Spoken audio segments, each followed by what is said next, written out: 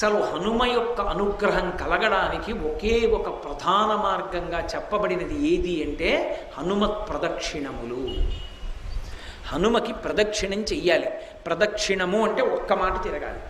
కానీ అది 3 మార్లు తిరగచ్చు, 5 మార్లు తిరగచ్చు, 7 మాటలు తిరగచ్చు, 9 మాటలు తిరగచ్చు, 16 మాటలు, 21 మాటలు, 108 మాటలు. పసుపు కొమ్ములు కానీ, బియ్యపు గింజలు కానీ, వక్కలు కానీ వీటితోటి ప్రదక్షిణం చేసేటప్పుడు నిండు గర్భిణి ఎలా నడుస్తుందో అలా నడవాలి. ప్రదక్షిణం చేస్తున్నంతసేపు కూడా ఒక శ్లోకమే చెప్పాలి. రామనామ భజన చేస్తూ కూడా ప్రదక్షిణం చెయ్యకూడదు. హనుమత్ ప్రదక్షిణం చేసేటప్పుడు చెప్పవలసిన శ్లోకం ఏమిటో పరాశర సంహిత చెప్పింది.